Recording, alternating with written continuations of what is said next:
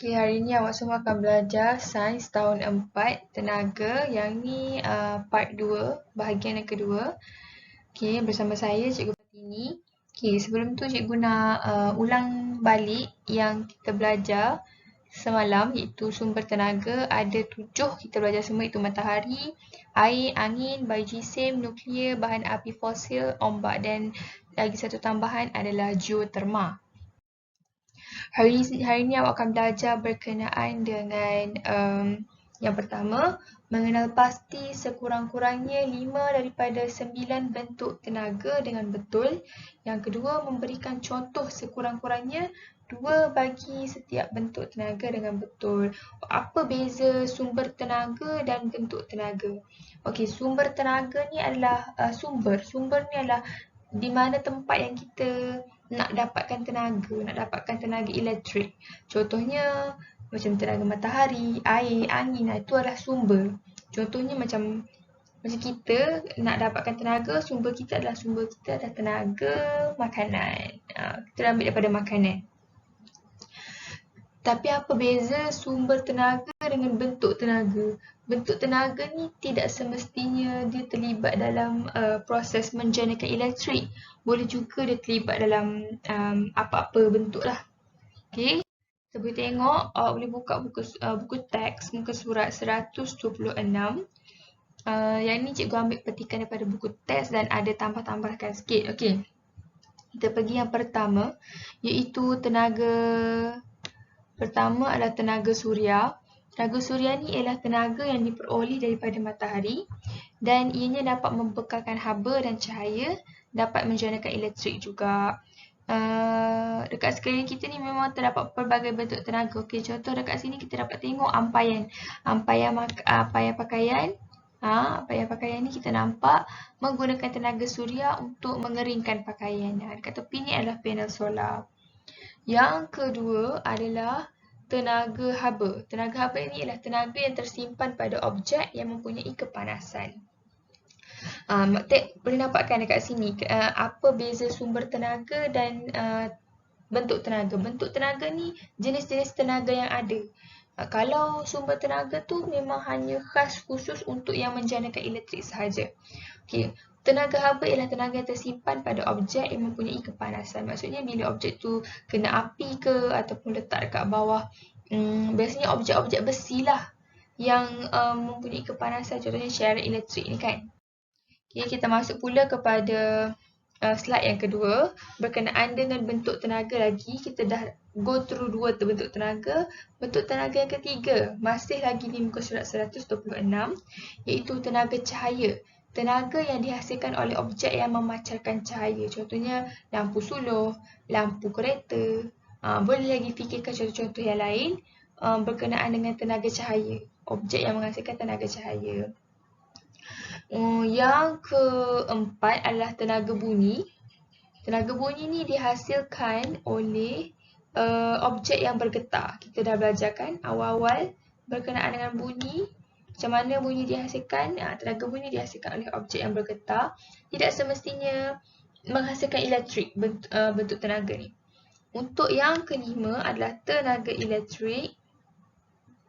Tenaga yang mengalir dalam litar elektrik yang lengkap. Mengalir dalam satu litar yang lengkap membolehkan alatan elektrik berfungsi. Okey, kita pergi lagi pada contoh yang ke-6. Yang ni awak semua boleh buka buku teks muka surat 127. Okey, tenaga kimia ialah tenaga yang tersimpan dalam bahan seperti makanan, bahan api fosil, biogeosim atau bateri. Tenaga kinetik pula yang nombor 7 ni adalah tenaga yang dipunyai oleh objek yang bergerak. Apa-apa objek bergerak kita panggil tenaga kinetik. Even kita manusia sendiri pun yang berlari, tenaga kinetik. Bawa basikal, tenaga kinetik. Nampak kat situ kereta api, tenaga kinetik. Tenaga yang dipunyai oleh objek yang bergerak. Okey. Yang ke-8, yang ni pun awak masih lagi boleh rujuk dalam buku teks muka surat 127. Okey, tenaga keupayaan ialah tenaga yang tersimpan pada objek yang berada pada suatu ketinggian, diregangkan atau dimampatkan. Lepas tu yang ke-9 ialah tenaga nuklear, ialah tenaga yang terkandung dalam bahan nuklear seperti uranium. Dan untuk tugasan pada hari ini ialah cikgu bagi tugasan nyatakan contoh-contoh yang lain melibatkan bentuk-bentuk tenaga di bawah. Jelaskan bentuk-bentuk tenaga tersebut. Ada tenaga suria, tenaga haba, tenaga cahaya, tenaga bunyi, tenaga elektrik, tenaga kimia, tenaga keupayaan, tenaga kinetik. Okay, ada 8 semua. Cikgu nak awak lengkapkan dekat sini. Lengkapkan boleh rujuk dalam buku teks. Lepas tu awak cari contoh. Berkenaan dengan tenaga-tenaga yang digunakan. So, ada lagi masa lebih, ada lebihan masa, boleh search dalam Google, cari bentuk-bentuk tenaga tu, dan bila dah siap, ambil gambar, hantarkan pada cikgu. Okay, lembaran kertas ni, cikgu akan bagi gambar dalam WhatsApp, dan boleh print bagi yang ada printer. Bagi yang tak ada printer, tak apa, hanya salin dalam buku sains sahaja dan hantar gambar yang telah siap kepada cikgu. Okay. Sebelum kita akhiri kelas ni, cikgu ada bagi satu ringkasan dalam bentuk jadual. Okay, apa yang kita belajar hari ni adalah tenaga suria, tenaga haba, tenaga cahaya, tenaga bunyi, tenaga elektrik, tenaga kimia, tenaga kinetik, tenaga keupayaan, tenaga nuklear.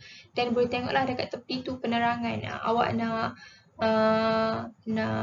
nak tengok jadual ni pun, dah okey sebenarnya, sebab yang ni dah rangkumkan apa yang kita belajar pada hari ni. Jadi cikgu harap awak semua jumpa contoh-contoh bentuk tenaga yang digunakan dan tulis dekat dalam kertas. Masa yang ada lebih tu boleh carilah bentuk-bentuk tenaga, banyak kan yang kena cari tu. Okay, itu saja kelas cikgu pada hari ini. Sekian, terima kasih. Cikgu harap semua boleh hantar tugasan. Itu saja, boleh like, subscribe and komen dekat YouTube cikgu. Apa-apa tak faham boleh terus komen ataupun boleh direct WhatsApp cikgu. Okay? Terima kasih semua.